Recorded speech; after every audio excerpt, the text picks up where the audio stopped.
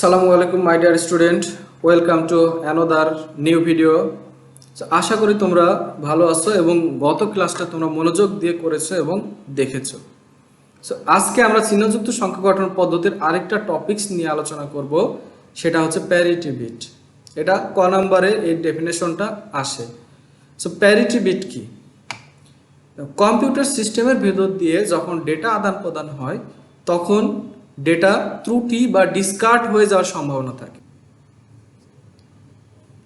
Data bit সঞ্চালনের সময় ত্রুটি বা ক্ষতিগ্রস্ত হয়েছে কিনা সেটা শনাক্ত করার জন্য যে অতিরিক্ত বিট ব্যবহার করা হয় তাকে বলে প্যারিটি বিট। তাহলে প্যারিটি বিট কি, এটা সম্পর্কে আমরা একটু ডিটেলস আলোচনা করব। আশা করি তোমরা প্যারিটি বিটের ডেফিনেশনটা বুঝতে পেরেছো। এবার আমরা দেখব প্যারিটি বিটের প্রকারভেদ। প্যারিটি বিটকে প্রধানত দুই ভাগে ভাগ করা হয়েছে। একটা হচ্ছে জোর প্যারিটি আর আরেকটাকে বলা হয় বিজোড় প্যারিটি। জোর প্যারিটির ইংলিশ ইভেন প্যারিটি এবং বিজোড় প্যারিটির ইংলিশ অড প্যারিটি। এবং ডান পাশের যেই ইনফরমেশনটা দেওয়া আছে এটা অনেক পরীক্ষাতে আসে, তোমরা সুন্দর করে এটা নোট করে রাখবে। সো এখন আমরা দেখব ইভেন প্যারিটি কি এবং অড প্যারিটি কি। ইভেন প্যারিটি আমরা তাকে বলবো যদি ডান পাশে জোড় সংখ্যক 1 থাকে, তাহলে সেটাকে জোড় করার জন্য আমরা এক্সট্রা বিট 0 দিব। এবং ডান পাশে যদি বিজোড় সংখ্যক বিট 1 থাকে তাহলে আমরা বাম পাশে যে একটা অতিরিক্ত বিট আছে এখানে 1 দিয়ে নিব। সো হয়তোবা তোমরা বুঝোনি, কিন্তু আমরা এখন একটা এক্সাম্পলের মাধ্যমে বুঝবো। মনে করো সেন্ডার থেকে রিসিভার, এখানে সেন্ডার মানে কিবোর্ড আর রিসিভার মানে হচ্ছে সিপিইউ। সো কিবোর্ড থেকে আমরা যখন প্রেস করব তখন এই ডাটাটা বাইনারি আকারে ট্রান্সমিশন লাইনের মধ্য দিয়ে বা মিডিয়ামের মধ্য দিয়ে সিপিইউ এর কাছে যায়। সো যখন যাবে তখন এর কারেসপন্ডিং বাইনারি ভ্যালু কি 1 0 0 0 0 1। অর্থাৎ এই ডাটাটা যখন সেন্ডার পাঠাবে তখন সেন্ডার কি করবে, ইভেন প্যারিটিতে যদি পাঠাতে চায় তাহলে বাম পাশে একটা অতিরিক্ত 0 দিয়ে নিবে। কেন 0 দিয়ে নিবে? কারণ এখানে ডান পাশে দেখো 1 এর সংখ্যা জোড় সংখ্যক আছে। 1 কয়টা আছে? 2টা, যা জোড় সংখ্যক। অর্থাৎ এই নাম্বারটিতে 1 এর সংখ্যা জোড় করার জন্য আমরা অতিরিক্ত যে বিট ব্যবহার করছি সেটাকে 0 দিয়ে নিতে হবে।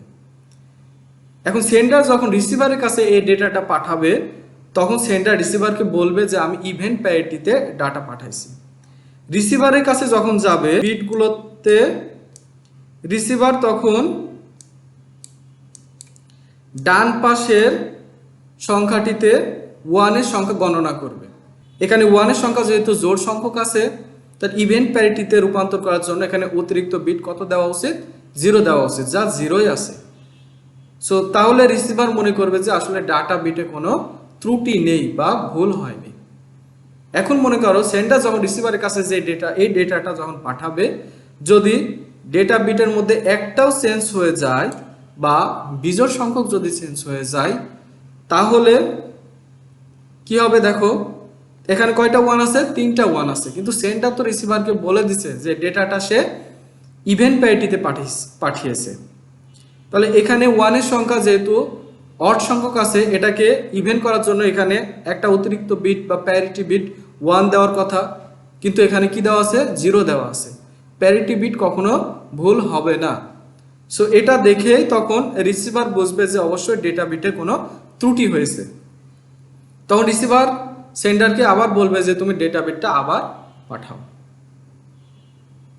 এখন মনে করো যে এই ডেটা বিটে 2টা বিট বা জোড় সংখ্যক বিট চেঞ্জ হয়ে গেছে, অর্থাৎ এখানে আরেকটা বিট 0 থেকে 1 হয়ে গেছে।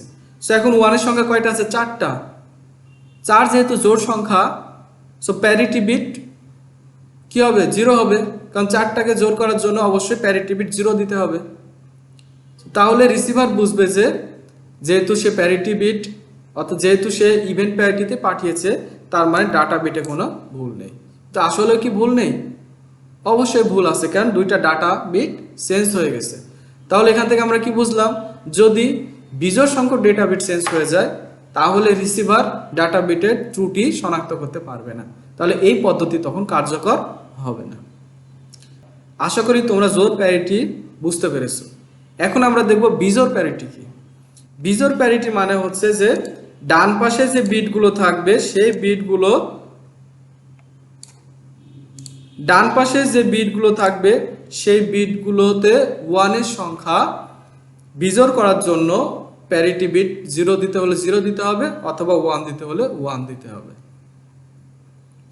এখন একে যখন সেন্ডার রিসিভারের কাছে পাঠাবে তখন এই বাইনারিটা রিসিভারের কাছে যাবে। সেন্ডার রিসিভারকে বলে দিবে যে আমি অড প্যারিটিতে ডাটাটা পাঠিয়েছি। তাহলে সেন্ডার কিভাবে পাঠাবে? এখানে ডান পাশে দেখো 1 এর সংখ্যা জোড় সংখ্যক আছে, 2টা 1 আছে। এটাকে যদি আমরা বিজোড় করতে চাই তাহলে এই প্যারিটি বিট একটা 1 দিয়ে নিতে হবে। সো এখন প্যারিটি বিট যখন আমরা 1 দিব তখন দেখো যে এই পুরো ডাটা বিটটাতে 1 এর সংখ্যা বিজোড় হয়ে গেছে। সো সেন্ডার রিসিভারের কাছে এই ডাটাটা পাঠাবে। যখন রিসিভারের কাছে ডাটাটা যাবে তখন রিসিভার ডান পাশের বিটগুলো থেকে 1 এর সংখ্যা ক্যালকুলেট করে দেখবে যে এখানে 1 এর সংখ্যা ইভেন সংখ্যক আছে। সো এটাকে অড করার জন্য প্যারিটি বিট 1 দেওয়ার কথা, সো 1ই আছে।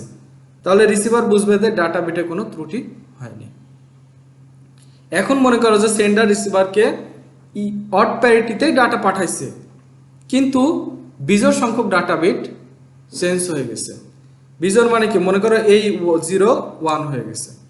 তাহলে এখন ডান পাশে 1 এর সংখ্যা বিজোড় সংখ্যক আছে, এটাকে বিজোড় করার জন্য প্যারিটি বিট 0 দেওয়ার কথা, কিন্তু কত আছে? 1 হয়ে গেছে। তাহলে প্যারিটি বিট তো ভুল হবে না, তার মানে আমাদের এই ডাটাতে কোনো ত্রুটি হয়েছে।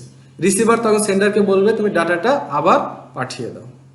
এখন মনে করো ইভেন সংখ্যক ডাটা ত্রুটি হয়েছে, তার মানে এখানে আরেকটা 0 1 হয়ে গেছে। তো ডান পাশে 4টা 1 আছে যা জোড় সংখ্যক, কিন্তু প্যারিটি বিট কত দেওয়া আছে? 0 দেওয়া আছে।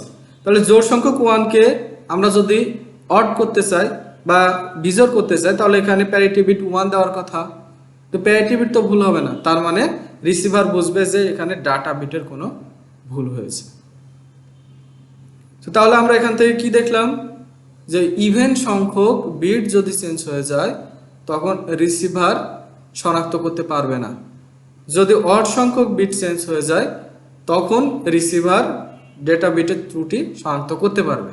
এটা হচ্ছে এই পদ্ধতির একটা অসুবিধা। সো এই চেয়েও আরো উন্নত পদ্ধতির মাধ্যমে ডেটা বিট সেন্টার থেকে রিসিভারের কাছে পাঠানো হয়। সো আশা করছি তোমরা ইভেন প্যারিটি এবং অড প্যারিটির ক্লাসটা ভালোভাবে বুঝতে পেরেছো। যদি কোনো সমস্যা থাকে তাহলে তোমরা আবার আমাকে বলবে অথবা তোমরা ভিডিওটা টেনে টেনে দেখবে, তাহলে ইনশাআল্লাহ বুঝে যাবে। সো আজকের ক্লাস এ পর্যন্তই। আশা করি তোমরা বুঝতে পেরেছো। সকলকে ধন্যবাদ। আসসালামু আলাইকুম।